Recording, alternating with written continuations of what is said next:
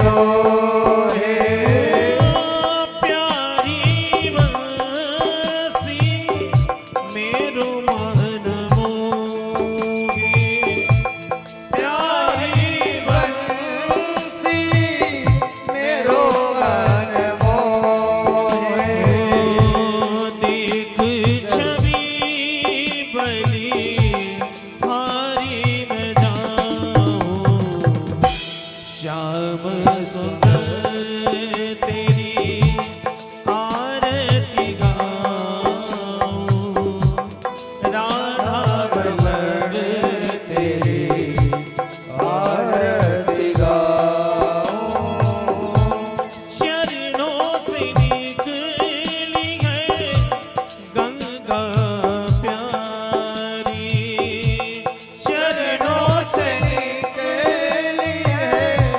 गंगा प्यारी हो जिसने सारी दुनिया तारी जिसने सारी दुनिया तारी उन चरणों के मैं दर्शन पाऊं राधा रमण तेरी आरती गाऊं राधा रमण तेरी आरती गाऊं दास या नाथी के नाथी आप हो दास अनाथ के नाथ आप हो सुख दुख जीवन प्यारे साथी आप हो सुख दुख जीवन प्यारे साथ आप हो उन चरणों के मैं दर्शन पाऊं श्याम सुंदर तेरी आरती गाऊं राधा वल्लभ तेरी आरती गाऊं श्री हरिदास के प्यारे तुम हो श्री हरिदास के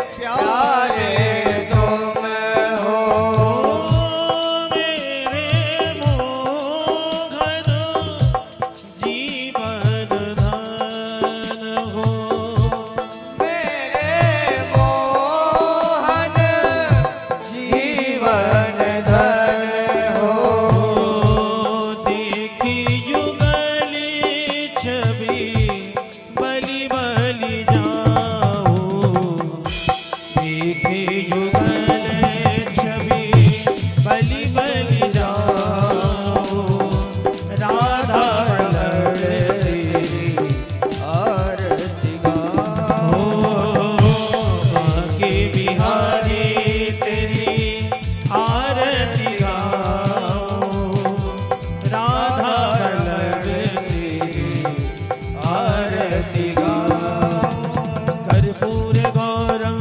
करुणावतारम संसार सारम भुजगेन्द्रहारम सदा वसन्तं हृदयारविन्दे भवं भवानी सहितं नमामि मंदारमाला गुरुनानकाई कपालमाला कित से कराई दिगंबराय दुर्गंबराय नमः शिवाय नमः शिवाय नमः शिवाय ओम नमः शिवाय नमः शिवाय नमः शिवाय नीराञ्जनं समर्पयामि व्यासपीठस्थ आवाहितदेवताभ्यो नमः जलेन शीतले गरुडं पुष्पैः देवाभिवन्दनम् आरोग्यार्थे आत्माभिवन्दनं जक्षुराभिवन्दनम् हस्ते अक्षतपुष्पाण्यादाय मन्त्रपुष्पाञ्जलिः। ॐ जग्नेन जग्नमयजन्त देवास्तानि धर्माणि प्रथमान्यासन्नादेहनागं महिमानः सजन्त यत्र साध्याः सन्ति देवाः। नानासुगन्धपुष्पाणि यथा कालोद्भवानि च पुष्पाञ्जलिर्मया दत्ता गृहाण परमेश्वर। मन्त्रपुष्पाञ्जलिं समर्पयामि पुराणपुरुषोत्तमाय नमः। व्यासपीठस्थावाहित सर्वेभ्यो देवेभ्यो नमः। बोले विघ्नहर्ता गणेश भगवान की, शंकर भगवान की, हनुमान जी महाराज की, भाग्य बिहारी लाल की, लक्ष्मी नारायण भगवान की, उमा महेश्वर भगवान की, राधा माधव सरकार की, व्यास जी भगवान की, सुखदेव भगवान की, सदगुरुदेव भगवान की, आवाहित देवी देवताओं की, सत्य सनातन धर्म की जय जय श्री राधे श्याम। आयोजित श्रीमद् भागवत सप्ताह की अन्य का जो यह आयोजन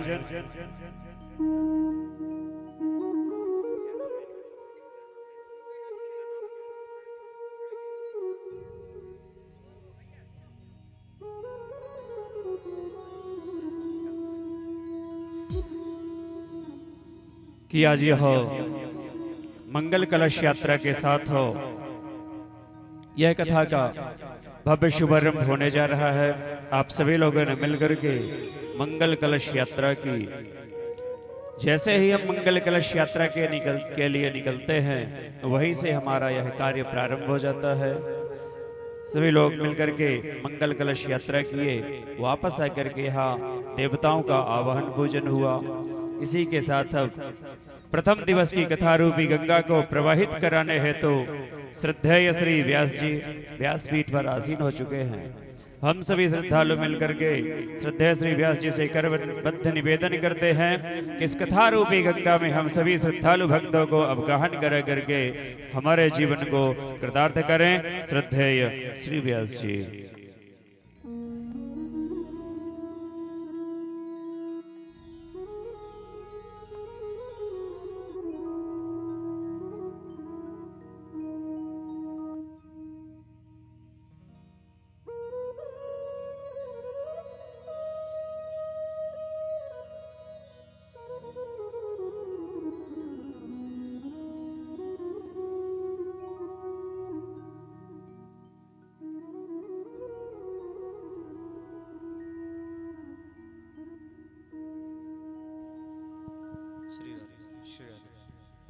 श्री राधे श्री राधे जय श्री राधे श्री राधे श्री राधे श्री राधे जय श्री राधे। बेस डाउन कर देना बिल्कुल। श्री राधे जय श्री राधे।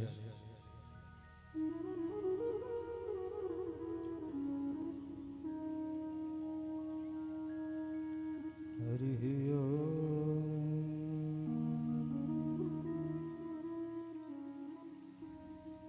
स्वस्ति श्री गणेशाय नमः।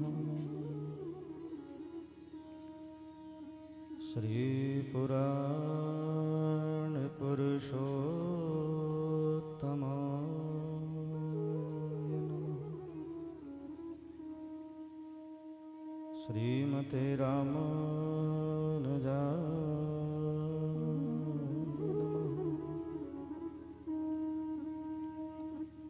ध्येयं सदा परिभवग्निमभीष्टदो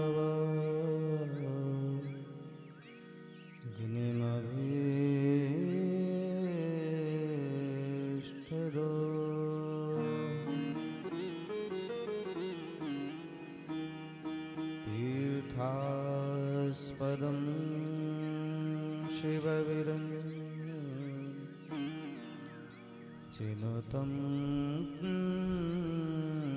शरण्यम्।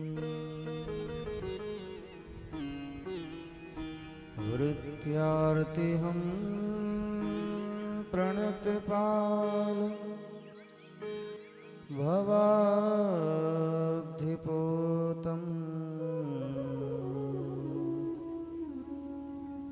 वन्दे महापुरुषते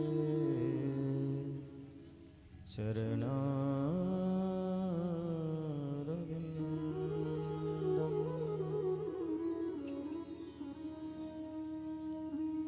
कान्तिः सितामृषतनिन्दितशारदेन्दु यत्रैकतो विलसितामशिताङ्गशोभा वृन्दावने कृतया मुनिगाङ्गसङ्गम्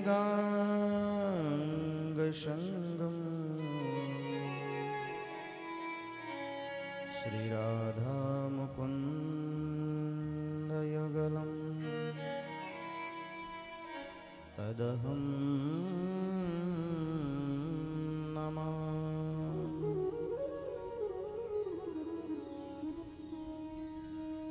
लक्ष्मीनाथसमारम्भा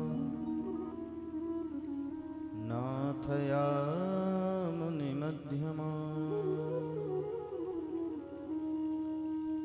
अस्मदाचार्यपर्यन्ता वन्दे गुरुपरम्परा।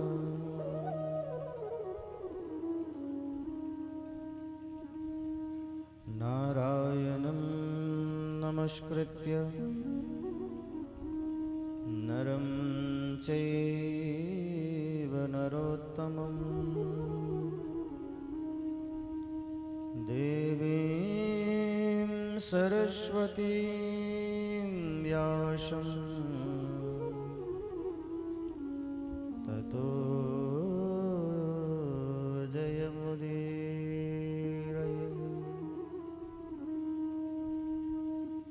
ज्ञानतिमिरान्धस्य ज्ञानाञ्जनशलाकया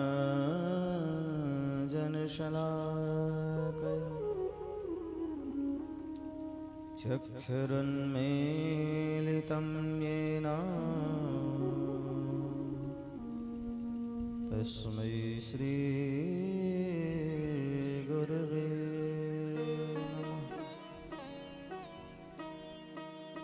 मनोजवं मारुततुल्यवेगं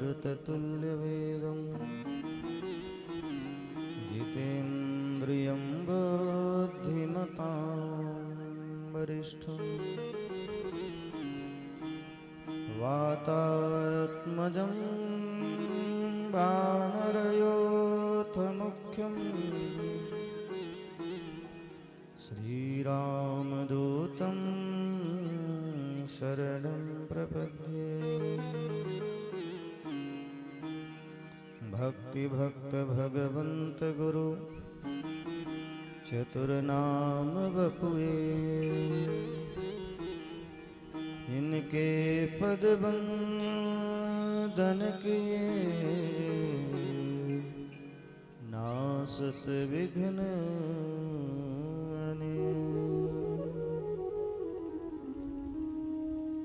जय जय श्री राधारमण जय जय नवल किशोर जय गोपी चित चोर प्रभु जय जय माखन चोर। बोल वृंदावन बिहारी लाल की जय हो। श्रीमद्भागवत महापुराण की जय हो।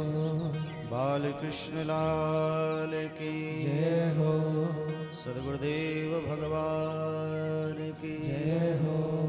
लक्ष्मी नारायण भगवान की जय हो। सीता रामचंद्र भगवान की जय हो अनंत बलवंत हनुमंत लाल की जय हो गंगा मैया की जय हो काशी विश्वनाथ की जय हो नमः पार्वती पतय हर हर महादेव। परम मंगलमय भगवान नंदनंदन आनंद कंद अखिल ब्रह्मांड नायक परब्रह्म परमात्मा का वांग्मय स्वरूप श्रीमद् भागवत महापुराण समुपस्थित समादरणीय आचार्य वृंद, संगीतज्ञ गण, आए हुए सभी श्रद्धालु भक्तजन और श्रद्धा से युक्त मातृशक्ति, ज्येष्ठ मास के पावन अवसर पर आपके इस सुंदर ग्राम में भगवान की अनंत कृपा के परिणाम स्वरूप आज हम सभी लोग प्रथम दिवस की पावन वेला में भगवान की दिव्य भागीरथी में गोता लगाने के लिए उपस्थित हुए हैं। आइए मन वाणी को पवित्र बनाने के लिए कुछ क्षण भगवान नाम संकीर्तन का आश्रय लें और उसके पश्चात आज की पावन भागीरथी में हम अपने मन को लेके चलें, गोता लगाएं। सभी लोग मस्ती में बड़े भाव से आनंद के साथ संकीर्तन करेंगे, ताली बजाते हुए। छीन लिया मेरा भोला समन, छीन लिया मेरा भोला समन, राधा रमण प्यारे राधा रमण। छीन लिया मेरा भोला समन, राधा रमण मेरा राधा रमण। छीन लिया मेरा भोला समन, राधा रमण प्यारे राधा रमण। छीन लिया मेरा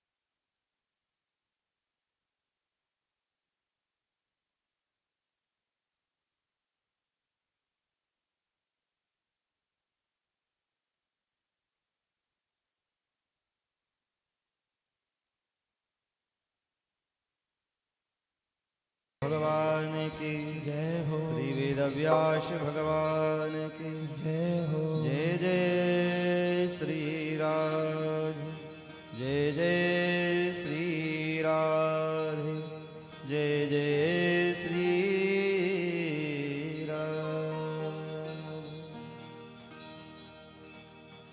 सच्चिदानंद रूपाय विश्वोत्पत्त्यादिहेतवे तापत्रय विनाशाय श्रीकृष्णाय वयं नमः। यं प्रव्रजन्तमनुपेतमपेतकृत्यम् द्वैपायनो विरहकातरया जुहाव पुत्रेति तन्मयतया तरवोऽभिनेदुः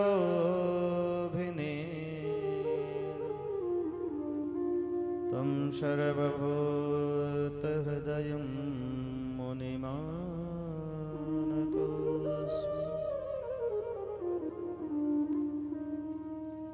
भगवान नंदनंदन आनंद कंद अखिल ब्रह्मांड नायक परब्रह्म परमात्मा की आसीम अनुकंपा कृपा से ज्येष्ठ मास के पावन अवसर पर आयोजित श्रीमद् भागवत सप्ताह ज्ञान यज्ञ के आज प्रथम दिवस की पावन बेला, जिसमें हमारे पांड्य परिवार से राजा परीक्षित की तरह भगवान की दिव्य कथा श्रवण करने के लिए श्रीमान राघव शरण पांडे जी अपनी अर्धांगिनी श्रीमती शकुंतला देवी जी के साथ में अपने पुत्रों, अपने परिकर, अपने भाई बंधुओं के साथ मिलकर यह दिव्य महोत्सव के साक्षी बनकर के और स्वयं यजमान बनकर के आज से लेकर के 7 दिवस पर्यंत श्रीमद् भागवत भागीरथी के इस अनुष्ठान का अद्भुत और अकल्पनीय आनंद के साक्षी बनेंगे।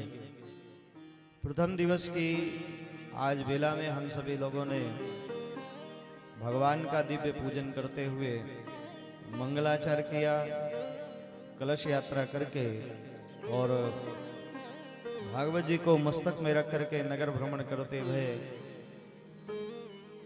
आयोजन स्थल तक आए। उसके पश्चात में पूजन आदि का कार्य चला।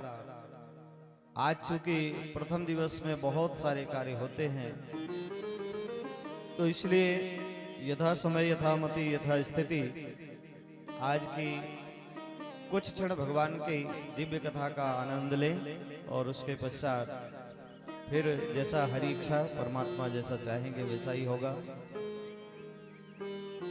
श्रीमद् भागवत के मंगलाचरण में बड़ी ही सुंदर बात का वर्णन किया गया, जो महात्मा की कथा में वर्णित है।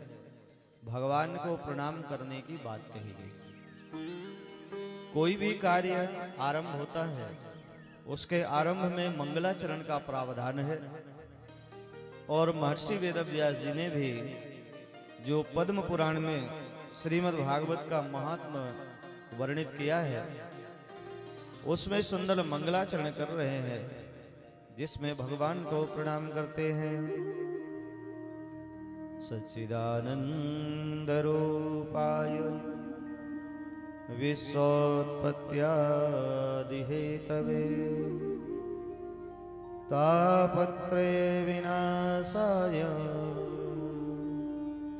श्रीकृष्णाय वयं नमः। श्री कृष्णम परम परमात्मानम नमः। भगवान को प्रणाम किया है महर्षि वेदव्यास जी ने। वस्तुतः इस संसार में प्रणाम करने योग्य यदि कोई है तो वो भगवान है। और भगवान को प्रणाम करने से होता क्या है? भगवान को प्रणाम करने मात्र से जीवन के अनपेक्षित जो परिणाम है वो अपेक्षित परिणाम के रूप में परिणित हो जाते हैं। हमारे सनातन संस्कृति में प्रणाम एक ऐसी विधा है जिसके कारण मनुष्य अपने जीवन के समस्त परिणामों को बदल सकता है। केवल प्रणाम करना शुरू कर दे। हम सामान्य से सामान्य व्यक्ति को हाथ जोड़ करके नमस्कार करते हैं, राम राम करते हैं, वो भी उल्टा हमें वही शब्द, या बड़े कोई है तो आशीर्वाद दे देते हैं। किसी से राम राम किया, राधे राधे किया तो उसने श्री राम, जय श्री राम, राधे राधे, जो भी अभिवादन के हैं वो हम लोग करते हैं। शास्त्रों में हमारे वर्णन है कि किसी को प्रणाम करने से 4 चीजें बढ़ती हैं। जब हम किसी को प्रणाम करते हैं तो हमारे जीवन में 4 चीजों की वृद्धि होती है। प्रेम से बोलो जय श्री राधे। जय श्री राधे। क्या क्या बढ़ता है? आयुर्विद्या यशो बलम। हम यदि किसी को प्रणाम करते हैं तो सर्वप्रथम क्या वृद्धि होती है? आयु की वृद्धि होती है। ज्यादातर आशीर्वाद क्या दिया जाता है? आयुष्मान भव। आयुष्मान भव का मतलब क्या होता है? आयु उष्मान, यानी आयु की वृद्धि हो, ऐसा आशीर्वाद मिलता है। कोई अपने माता पिता को प्रणाम करे तो वो क्या कहते हैं? खुश रहो बेटा, आनंद में रहो, मस्त रहो। प्रसन्नता से किया गया, वाणी के माध्यम से दिया गया कोई वचन कई बार चरितार्थ हो जाता है और निश्चित रूप से जीवन में वो कई प्रकार के अच्छे अवसर ला करके देता है। किसी को भी प्रणाम करेंगे तो पहले तो आयु बढ़ती है, दूसरा जो बढ़ता है विद्या की वृद्धि होती है, विद्या की प्राप्ति होती है।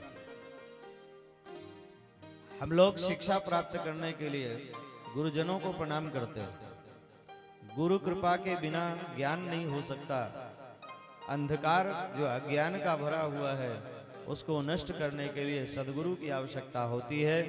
वो सदगुरु रूपी प्रकाश का यदि आशीर्वाद मिल गया तो जीवन के समस्त अंधकार दूर हो जाते हैं।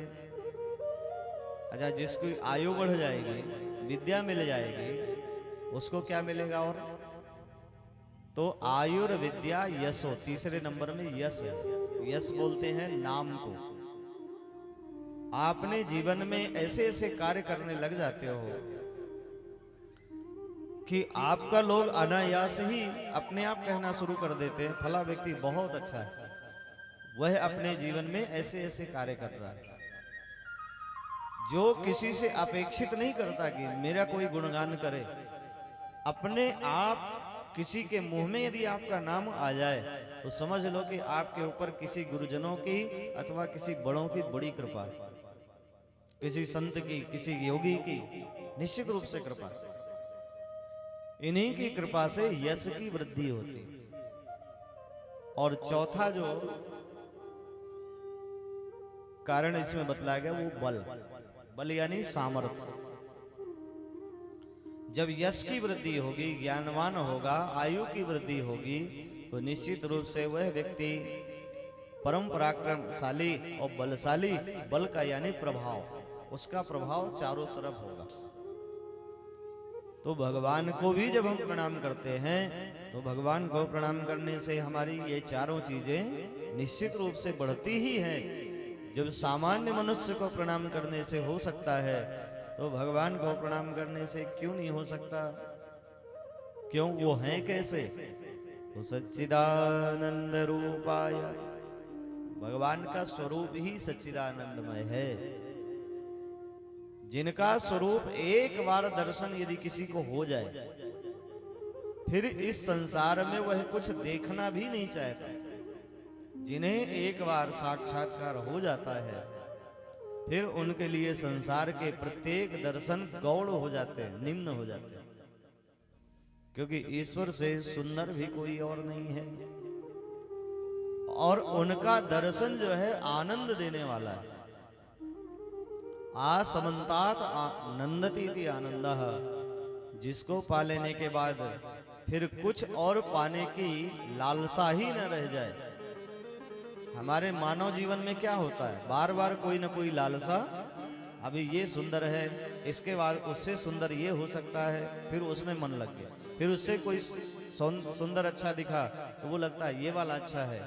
इसलिए हमारी मानसिक वृत्ति ऐसी होती है कि हम जैसे ही उससे श्रेष्ठ कुछ मिल जाएगा तो हम पहले वाले को छोड़ के दूसरे को पकड़ लेंगे। यह हमारी मानसिक वृत्ति है।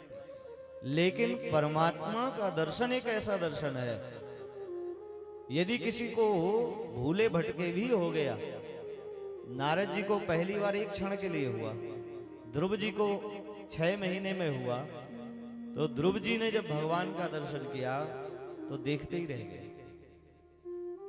भगवत दर्शन से भी बढ़कर के इस संसार में कोई दर्शन नहीं हो सकता, उनसे श्रेष्ठ किसी का दर्शन नहीं हो सकता। इसीलिए तो लोग उनको पाने के लिए लालायित रहते हैं। जो योगी जन हैं, जो महात्मा हैं, जो भक्त जन हैं, वो योगी भगवान को कैसे पाना चाहते हैं? ज्ञान के माध्यम से प्राप्त करना चाहते हैं तो वो चिदानंद की उपासना करते हैं। चित्त स्वरूप जो परमात्मा है, जो ज्ञान स्वरूप परमात्मा है, उनकी आराधना करके उनको प्रणाम करते हैं।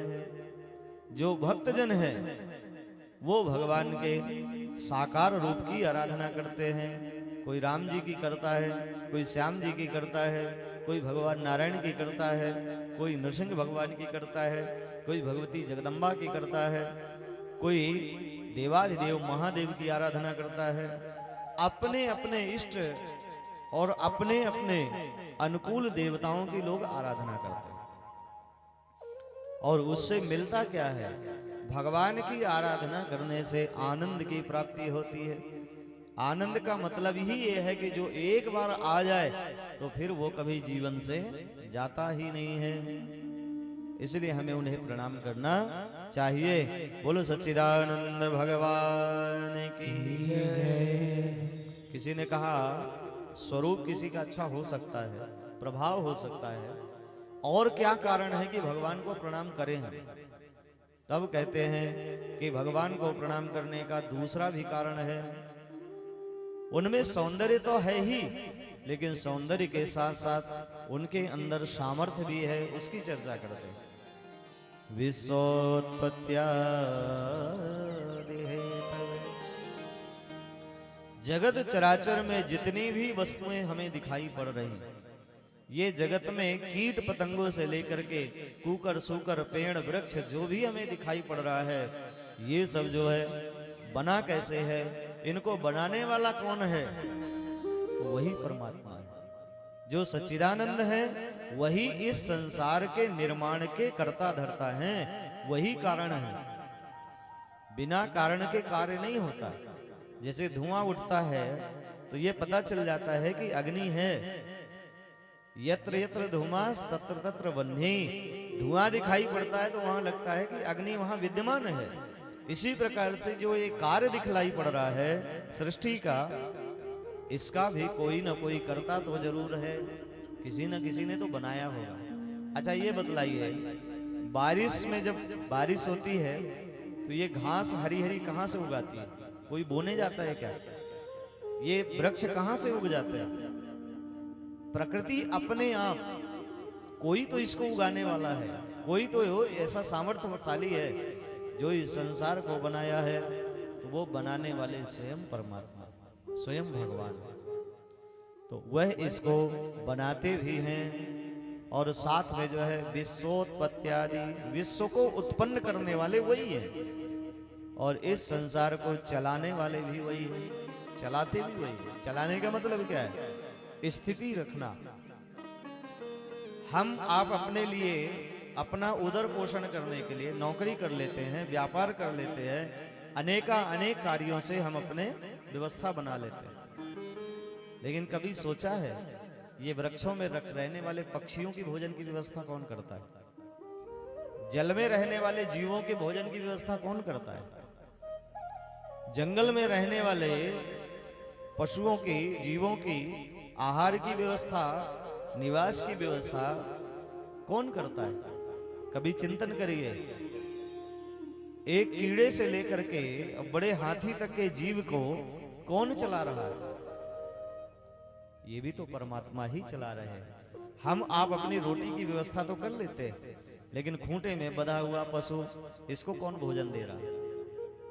कोई ना कोई तो दे रहा है ना, तब तो ये जिंदा है, नहीं तो जीवित कैसे रहेंगे? इसका मतलब है कि इसका कोई ना कोई पालन करता भी है। इसीलिए हम जगत के पालक कौन हैं? परमात्मा ही हैं। वही सच्चिदानंद भगवान इस जगत का पालन भी करते हैं। प्रहलाद जी का जब चरित्र आता है तो उनको अनेक प्रकार की यातनाएं दी गई। कई दिनों तक उन्हें भूखा रखा गया। किस कारण से? कि ये नारायण नाम का संकीर्तन करता है, भगवान का भजन करता है। भजन ना करे इसीलिए उसे दंड दिया जाता है। लेकिन प्रहलाद जी की भक्ति इतनी प्रगाढ़ है कि कई दिनों तक जब भूखे पड़े रहे, भगवान नारायण ने विचार किया, आज भगवान नारायण जब भोजन के लिए बैठे तो उन्हें अपने भक्त प्रहलाद की याद आई।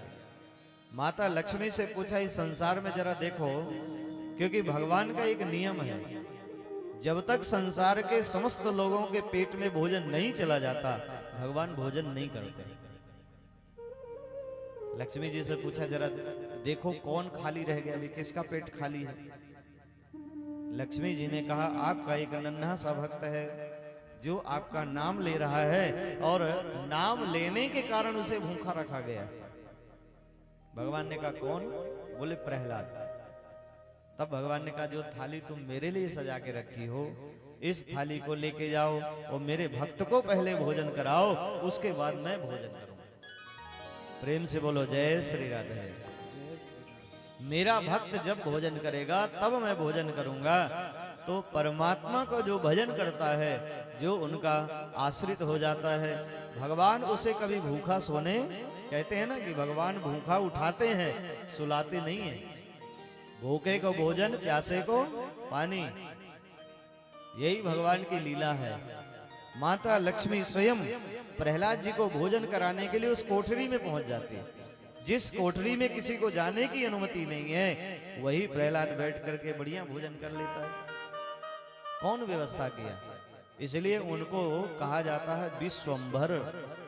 जो विश्व का भरण पोषण करते हैं वो भगवान स्वयं इतने प्रभावशाली हैं। और उनकी जैसे ही भ्रकुटी टेढ़ी हो जाती है, उसी समय भगवान इस सृष्टि का लय करने में भी समर्थवान है। गोस्वामी जी कहते हैं ना, भ्रकुटी विलो की सृष्टि लय होई। उनकी नजरें यदि केवल टेढ़ी हो जाए तो देवता भयभीत हो जाते हैं कि जाने क्या हो गया। देखो, भगवान मैया यशोदा की लाठी से जब डरते हैं तब देवता देख करके हंसते हैं। ये वही हैं जिनके कारण सृष्टि का लय हो जाता है। आज वही ब्रज की गलियों में घूम रहे हैं, मैया लाठी लिए पीछे पीछे दौड़ रही है और मैया की लाठी से थर थर कांप रहे हैं। ऐसा भगवान का स्वभाव, ऐसी लीला करते हैं अपने भक्तों के लिए। वही परमात्मा जो सर्व समर्थवान है, सर्वज्ञ है, वह कभी जब लीला करते हैं तो अपने भक्तों के लिए ऐसी भी लीला करते हैं कि मैया लाठी लेके दौड़ती है तो भगवान थर थर कांपते हैं। तो वही परमात्मा इस संसार के कर्ता भी हैं, इसको चलाने वाले भी हैं और इसका संहार भी करने का सामर्थ्य रखते हैं। इसलिए हमें उन्हें प्रणाम करना चाहिए। तीसरा कारण बतलाते हैं प्रणाम करने का। भगवान को प्रणाम करने से और क्या मिलता है? सोतापत्र विनाशाय श्री कृष्ण वयं नमः। भगवान को प्रणाम करने वाला जो व्यक्ति होता है उसके जीवन में संकट तो आ ही नहीं सकता। तीनों प्रकार के तापों का समन कर देते हैं वो। कौन कौन से ताप? मानसिक कष्ट है, शारीरिक पीड़ा है, आर्थिक पीड़ा है, भगवान तीनों का समन करते हैं। कोई तन दुखी, कोई मन दुखी, कोई धन बिन रहत उदास, थोड़े थोड़े सब दुखी सुखी राम के दास। इसलिए जिसने परमात्मा के चरण पकड़ लिए उसको भगवान कभी दुखी नहीं रख सकते हैं। मीरा जी के जीवन में कितने संकट आए, किसने टाला? मीरा विष में भी श्याम को देखती है। यदि विष का प्याला भी आया तो वो भी किस रंग का था? श्याम रंग का। तो उस श्याम रंग वाले विष में भी मीरा जी ने अपने ठाकुर जी का दर्शन किया है और उनको मान करके, कृष्ण रस मान करके विष को पी गई। इसलिए विष का भी कोई प्रभाव नहीं होता है। कहने का तात्पर्य है जो समर्पण हो गया ईश्वर के प्रति, ऐसे लोगों के जीवन में ये तीनों ताप आते ही नहीं है। शारीरिक, मानसिक और आर्थिक, तीनों से भगवान उसका पोषण करते हैं, तीनों से रक्षा करते हैं। इसलिए संसार में तो सभी दुखी हैं, ऐसा कोई इस संसार में नहीं है जो दुखी ना हो। किसी ना किसी रूप में हम सबके जीवन में कष्ट है। इस संसार में कोई एक ही सुखी है और वो है जो भगवान के नित्य भजन में लगे रहते हैं, जो उनको प्रणाम करते हैं, जो उनको नमन करते हैं। इसलिए भगवान ही प्रणाम के योग्य हैं और उन्हें ही हमें प्रणाम करना चाहिए। और वो कौन है? तो वेद व्यास जी कहते हैं श्री कृष्णाय वयं नमः। श्री कृष्ण भगवान जो है ये प्रणाम के योग्य हैं। इसीलिए हम इनको वयम नमः बहुवचन का प्रयोग किया। अकेले जो है प्रणाम नहीं कर रहे, समस्त जगत के साथ में वेद व्यास जी ने भगवान के चरणों में प्रणाम किया है। बोलो सच्चिदानंद भगवान की जय। द्वितीय श्लोक में सुखदेव जी का प्रणाम है। सुखदेव जी को संतों ने नमन किया है। बड़ा सुंदर क्या प्रणाम करते हैं। ऐसे वीतराग संत जिनका जन्म होते ही सन्यास लेकर के चल देते हैं। यम प्रव्रजंत मनुपेतमपेत कृत्यम द्वैपायनो विरह कातरया जुहा। पुत्रेति तन्मयतया तरवोभिनेदो तम सर्वभूत हृदयं मुनिमानतोऽस्मि। सुखदेव जी एक ऐसे महात्मा हैं कि जिनका जन्म हुआ तो इनका नाड़ा तक नहीं काटा गया। नाला छेदन संस्कार होता है। जैसे ही किसी बालक का जन्म होता है तो सबसे पहले नाड़ा काटा जाता है, क्योंकि माँ के पेट से उसको आहार कहाँ से मिलता है, उसका पोषण कहाँ से होता है? उस नाल के माध्यम से ही होता है। और जब जीव का जन्म होता है माँ के गर्भ से तो सबसे पहले जो है नाला छेदन किया जाता है। लेकिन इनका तो वो भी संस्कार नहीं हुआ। वस्त्र तो छोड़ो, इन्होंने शरीर में, तन में एक भी कपड़े नहीं पहने हैं। दिगंबर होकर के, दिगंबर यानी दिशाओं को ही जिन्होंने अपना अंबर यानी अपना वस्त्र बना लिया, दिशाओं को ही वस्त्र मान करके और वहां से वन की ओर चल देते हैं भजन करने के लिए। अभी जन्म ही हुआ है। यम प्रव्रजंत मनुपेत मपेत कृत्य। इनका ना तो नामकरण संस्कार हुआ, न नालक्षेदन हुआ और ना ही यज्ञोपवीत संस्कार हुआ। जनेऊ भी नहीं पहनाया, एक क्षण भी विलंब नहीं किया और सीधे भगवान को प्राप्त करने के लिए चल देते हैं। तो इनके पीछे पीछे मारुति वेद व्यास दौड़े चले जा रहे हैं। मेरा बेटा इतना ज्ञानी है, उसको पाने के लिए, क्योंकि सुखदेव जी माँ के गर्भ में 12 वर्ष तक रहे हैं। कितने वर्ष तक? 12 वर्ष तक सुखदेव जी अपने माँ के पेट में रहे। भगवान विष्णु ने आकर के जब दर्शन दिया और वचन दिया तुम माँ के गर्भ से बाहर आ जाओ, तब हम तुम्हें, तब जाकर के सुखदेव जी एक वचन लेते हैं कि हमें एक वचन दे दीजिए कि आपकी माया इतनी बलवती है कि वो हमें जकड़ लेगी। यदि वह माया हमें स्पर्श ना करे तो हम माँ के गर्भ से बाहर आएंगे। भगवान ने वचन दिया, तब सुखदेव जी ने जन्म लेना स्वीकार किया। और जन्म लेते ही चूंकि माया से ग्रसित नहीं है, इसलिए परम ज्ञान है, सोई भगवान को प्राप्त करने के लिए चल देते हैं। तो द्वैपायनो विरह कातर आजुहा। द्वैपायन बोलते हैं महर्षि वेदव्यास को। महर्षि वेदव्यास अपने पुत्र के पीछे पीछे दौड़ पड़े। हा पुत्र वापस आ जा, विरह कातर आजु आवा। बुलाने लगे विरहातुर होकर के, लेकिन वन में तो वह पुत्र वापस नहीं आया, कोई आवाज भी सुनने वाला नहीं। वृक्षों ने मानो इनके प्रश्न का उत्तर दिया। जो समस्त वृक्षों के हृदय तक में विराजमान है, ऐसे तम सर्वभूत हृदयम मुनिमानतोस्मि। ऐसे सुखदेव जी के चरणों में हम नमन करते हैं, उनको प्रणाम करते हैं। बोले सुखदेव भगवान की। आगे संतों की चर्चा है। ऋषियों ने बैठ करके नैमिषारण्य क्षेत्र में शौनकादि ऋषियों ने सूत जी के माध्यम से भक्ति ज्ञान की वृद्धि हो, ऐसी कामना लेकर के, और संत बैठ करके अनेकों प्रकार की चर्चाएं करते हैं, और उन्हीं में आगे दिव्य कथाओं का समावेश है। तो भगवान की दिव्य कथाएं श्रवण करने को मिलती हैं। जब संतों की आपस में चर्चाएं होती हैं, तो महात्माओं ने भक्ति ज्ञान और वैराग्य को वृद्धि कैसे मिलेगी, उसको प्राप्त करने के लिए सुंदर कथाओं का आश्रय लेते हैं। तो हम सभी भी कल से जो समय होगा वो 4 बजे से कथा का शुभारंभ होगा, और प्रातःकालीन सत्र में सुबह 8 बजे से 12 बजे तक पूजन पाठ पारायण का काम चलेगा, और सायंकालीन सत्र में 4 बजे से 7:30 बजे तक लगभग भगवान की दिव्य कथा हम लोग श्रवण करेंगे। तो यथा समय आप लोग समय से पधारे। ग्रीष्म काल का समय है, इसलिए नहीं तो 3 बजे से भी बैठने में समस्या नहीं है। हम तो बैठे ही हैं, जब जितने समय बोल दिया जाएगा उतने समय बैठ जाएंगे, हमें कोई समस्या नहीं। पर आप अपनी स्थिति के अनुसार सब लोग अपने गृह कार्य से निवृत्त होकर के अपना भोजन पानी करके विश्राम करके, और यहाँ 4 बजे के पहले 3:45 तक आप लोग पधारे, ताकि 4 बजे से कथा आरंभ हो और हम सब लोग बढ़िया 7 बजे 7:30 तक बढ़िया कथा सुने।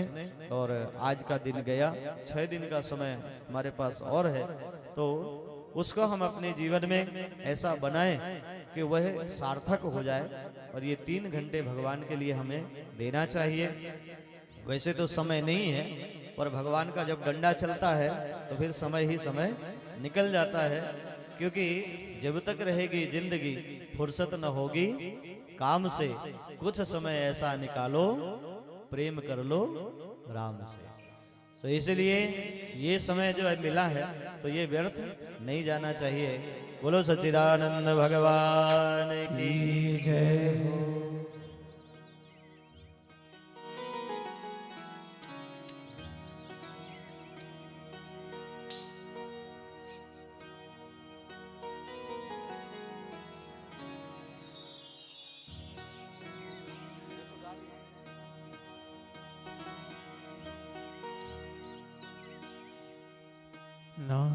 नारायण नारायण श्रीमन्नारायण नारायण नारायण हो नारायण नारायण श्रीमन्नारायण नारायण नारायण हो नारायण नारायण श्रीमन्नारायण नारायण नारायण हो नारायण नारायण श्रीमन्नारायण नारायण नारायण हो श्रीमन्नारायण नारायण नारायण श्रीमन्नारायण नारायण नारायण हो लक्ष्मी नारायण नारायण नारायण लक्ष्मी नारायण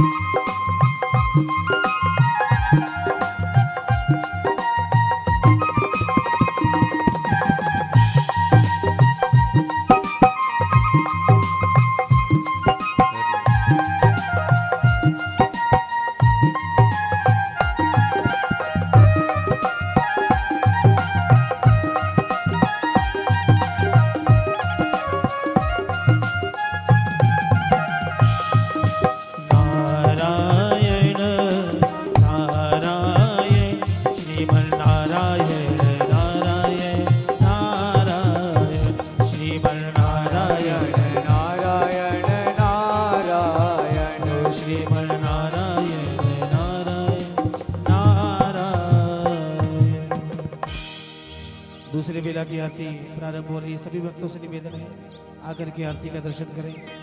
ॐ चन्द्रमा मनसो जातचक्षुः सूर्यो वजायत रुद्राद्वायुष प्राणस्य मुखादग्निरजायत। श्री भागवत भगवान की है आरती, पापियों को पाप से है तारती। श्री भागवत भगवान की है आरती, आरती पापियों को पाप से है तारती। ओ पापियों को पाप से है तारती, पापियों को पाप से है तारती, पापियों को पाप से है तारती, पापियों को पाप से है तारती। भागवत भगवान की है आरती, हाँ आरती पापियों को पाप से है तारती। श्री भागवत भगवान की है आरती, ओ आरती पापियों को पाप से है तारती। ये अमर ग्रंथ ये मुक्ति पंथ ये पंचम वेद निराला, नव ज्योति जगाने वाला। ये अमर ग्रंथ ये मुक्ति पंथ ये पंचम वेद निराला, ओ नव ज्योति जगाने वाला। हरि नाम यही हरि धाम यही, हरि नाम यही हरि धाम यही, जग के मंगल की आरती, पापियों को पाप से है तारती। श्री भागवत भगवान की है आरती, हो आरती पापियों को पाप से है तारती। ये शांति गीत पावन पुनि पापों को मिटाने वाला, हरि दर्श कराने वाला। ये शांति गीत पावन पुनीत पापों को मिटाने वाला, हरि दर्श दिखाने वाला। यह सुख करणी यह दुख हरणी, यह सुख करणी यह दुख हरणी, मधुसूदन जी की आरती, पापियों को पाप से है तारती। श्री भागवत भगवान की है आरती, हो आरती पापियों को पाप से है तारती। ये मधुर बोल जगपति को सन्मार्ग दिखाने वाला, बिगड़ी को बनाने वाला। ये मधुर बोल जगपंथ खोल सन्मार्ग बताने वाला, वो बिगड़ी को बनाने वाला। श्री राम यही घनश्याम यही, ओ राजा राम यही घनश्याम यही, मेरे राम यही मेरे श्याम यही, ओ सीताराम यही घनश्याम यही। प्रभु की महिमा की आरती, पापियों को पाप से है तारती। श्री भागवत भगवान की है आरती, ओ आरती पापियों को पाप से है तारती। कर्पूर गौरम करुणावतारम संसार सारम भुजगेन्द्रहारम सदावसंतं हृदयारविन्दे भवं भवानी सहितं नमामि। मंदारमाला गुरुतारकाय कपालमालांकित शंकराय, दिव्यंबराय च दिगंबराय नमः शिवाय च नमः शिवाय। नीराञ्जनं समर्पयामि व्यासपीठस्थ आवाहित